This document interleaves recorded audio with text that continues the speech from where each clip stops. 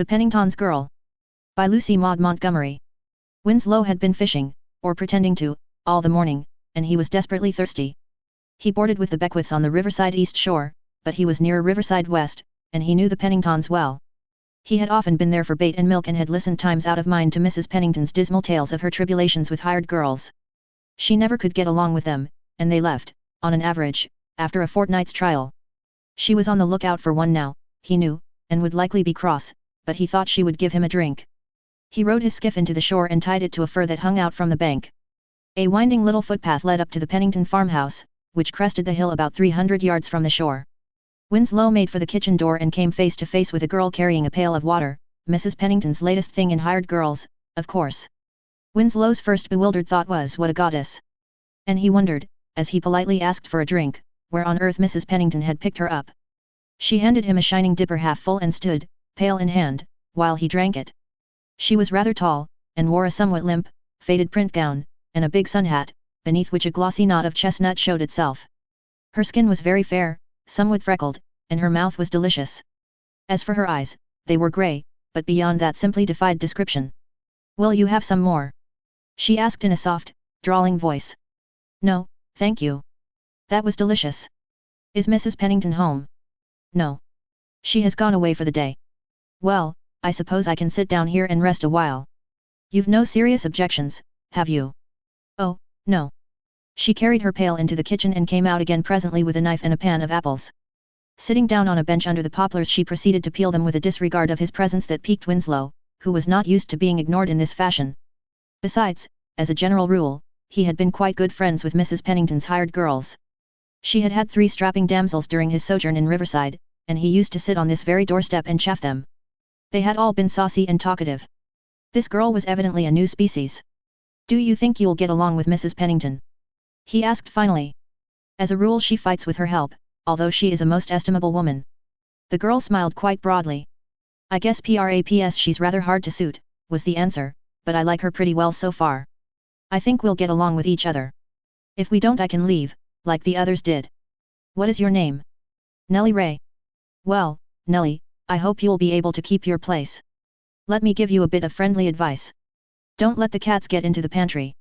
That is what Mrs. Pennington has quarreled with nearly every one of her girls about. It is quite a bother to keep them out, ain't it?" said Nellie calmly. "There's dozens of cats about the place. What on earth makes them keep so many?" "Mr. Pennington has a mania for cats. He and Mrs. Pennington have a standing disagreement about it.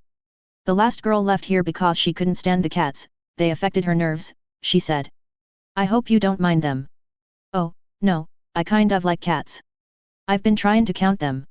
"Has anyone ever done that?" "Not that I know of.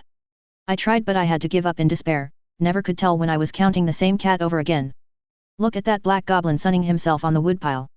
I say, Nellie, you're not going, are you?" "I must. It's time to get dinner. Mr. Pennington will be in from the fields soon."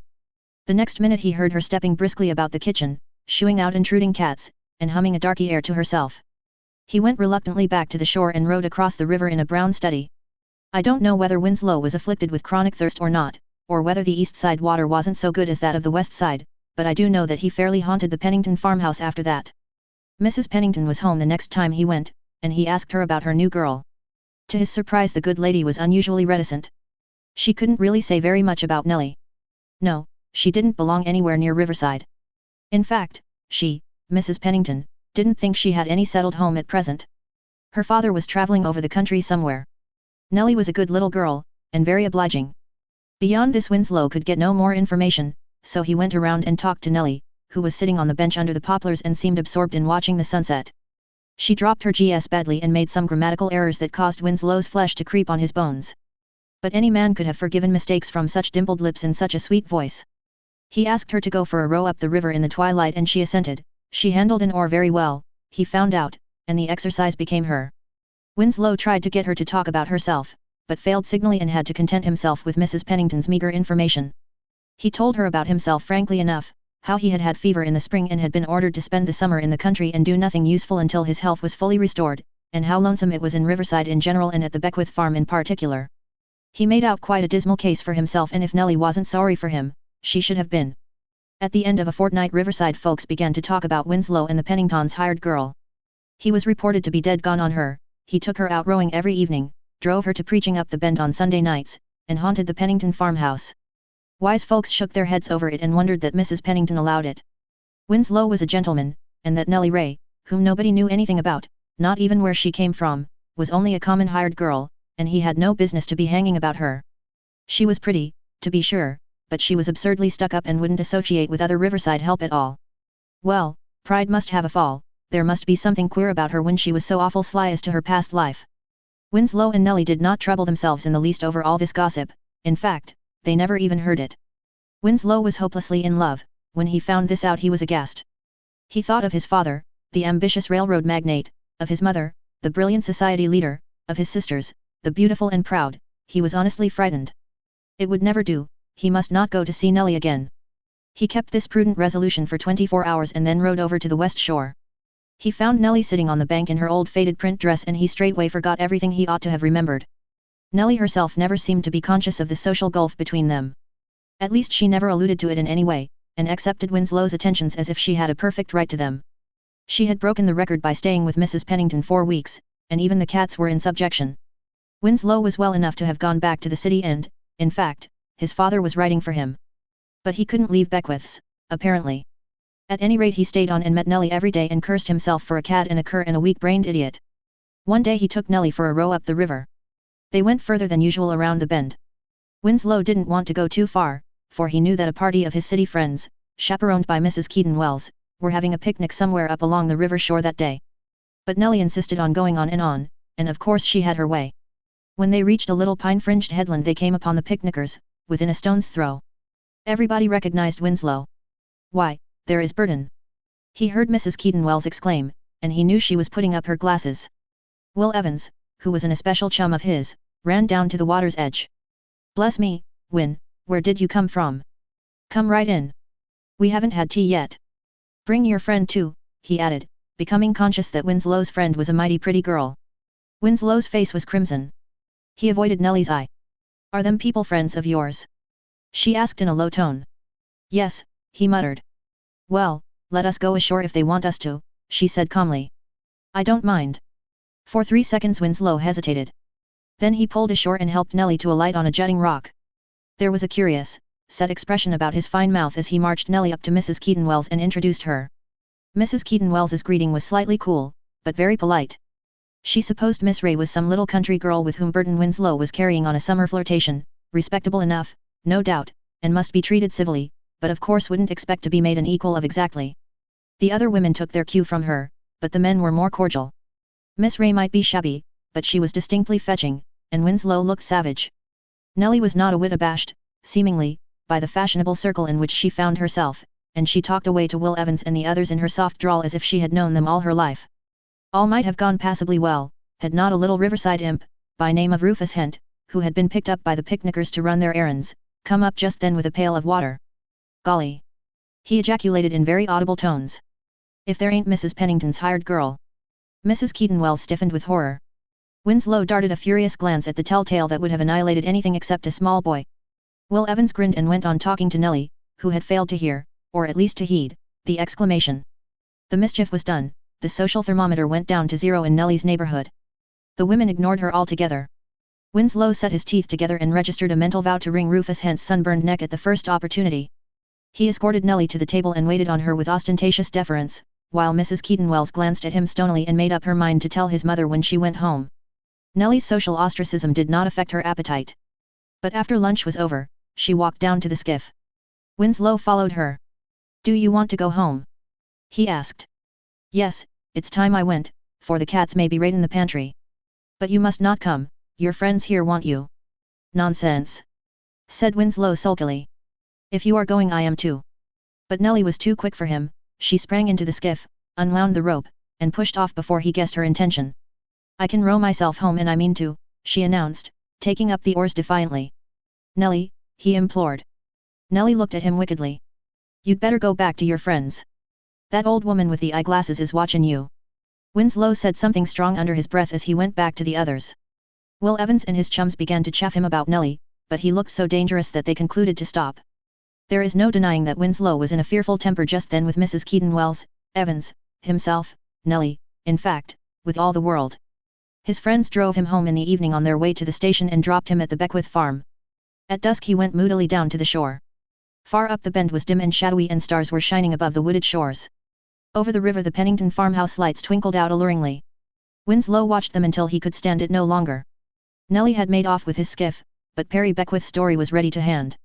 In 5 minutes, Winslow was grounding her on the west shore. Nellie was sitting on a rock at the landing place. He went over and sat down silently beside her. A full moon was rising above the dark hills up the bend and in the faint light the girl was wonderfully lovely. "I thought you weren't coming over at all tonight," she said, smiling up at him, "and I was sorry, because I wanted to say goodbye to you." "Goodbye?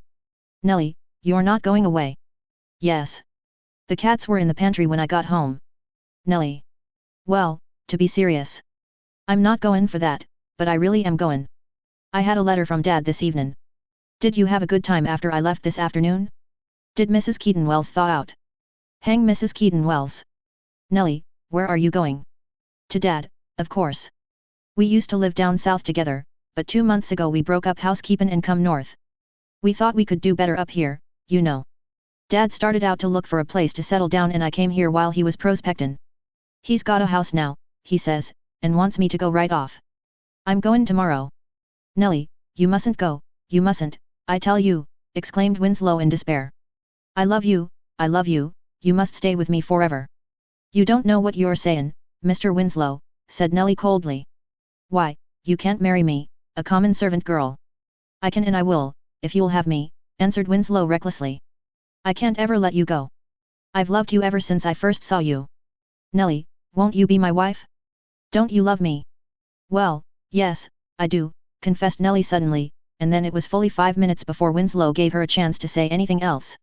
"Oh, what will your people say?" she contrived to ask at last. "Won't they be in a dreadful state? Oh, it will never do for you to marry me. Won't it?" said Winslow in a tone of satisfaction. "I rather think it will. Of course, my family will rampage a bit at first. I dare say father'll turn me out. Don't worry over that, Nellie. I'm not afraid of work. I'm not afraid of anything except losing you." "You'll have to see what Dad says," remarked Nellie, after another eloquent interlude. "He won't object, will he? I'll write to him or go and see him." "Where is he?" "He is in town at the Arlington." "The Arlington?" Winslow was amazed. The Arlington was the most exclusive and expensive hotel in town. "What is he doing there?"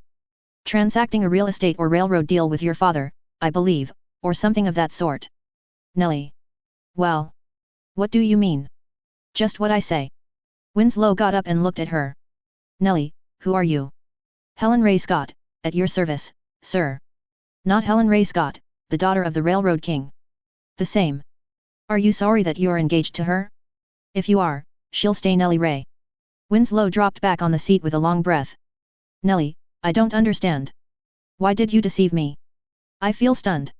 "Oh, do forgive me," she said merrily.